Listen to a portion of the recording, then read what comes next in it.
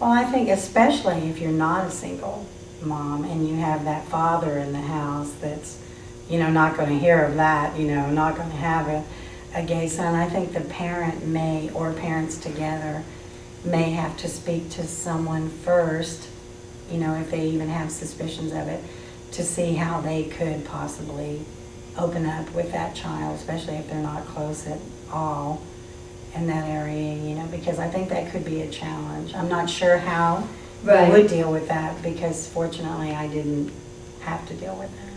Now, do you think someone, if they have suspicions and they want to approach it, should they do it when the child's young, like 6, 8, or should they wait maybe until they've reached, a little bit more maturity, like 14, 15, 16? Yeah, I think a little more maturity, because when they're young, I'm not even sure that they understand it, at all. I don't even think they might know.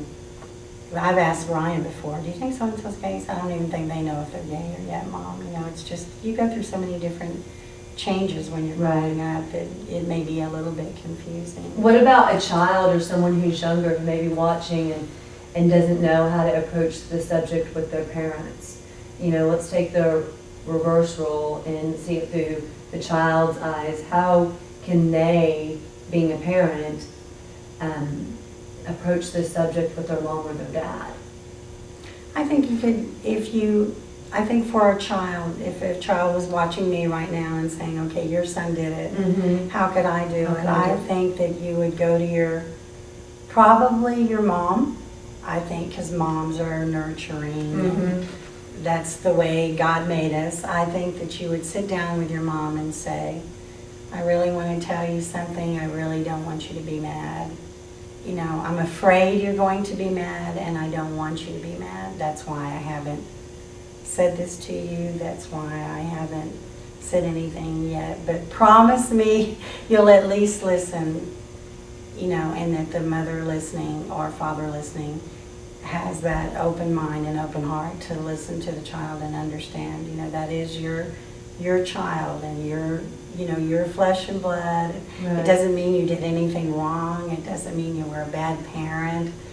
It doesn't mean you're a bad mother, father, bad genetics. What do you say to the parents who their child's telling them this about their reactions or their feelings, and how do they respond to the child? I mean, you can't dictate, obviously, how someone's going to respond, but, what do you suggest so they don't, yell and scream at the child or whatnot?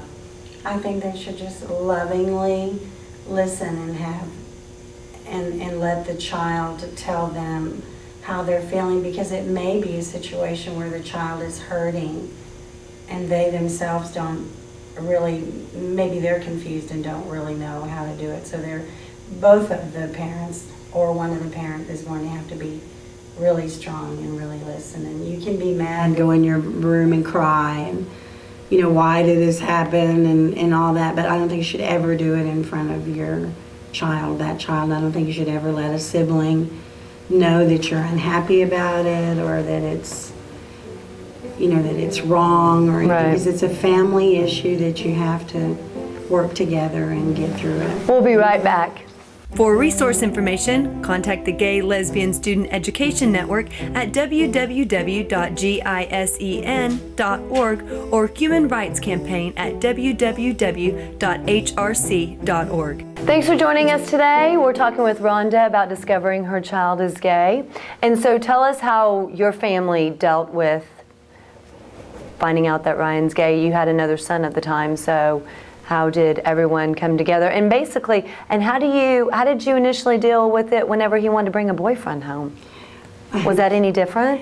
Well, as a mother, you wanted to be a girlfriend, the prom and everything. I've been very fortunate because Ryan's had, in his 28 years, probably 2 boyfriends. And the person that he's with right now, he's been with for 8 or 9 years, so that's a wonderful thing. Right. He was only 20 at that time. Wow. And I think you would want to do what you would do with anybody else, any other child, and teach abstinence, teach all the right things. But I think you have to be just like they would if they brought a girlfriend home. be respectful and, you know, be nice. I don't Right. think you have to love it. I don't think you have to drool Right. over the person, but you have to respect your child. That's Enough. what Right. they, you know, you have to love them. What do you want to tell the parents out there who may be going through what you went through so many years ago with Ryan? Just be open and love your children and know that they need that love and they need your strength as well. Thank you for joining me, Rhonda. You're very welcome.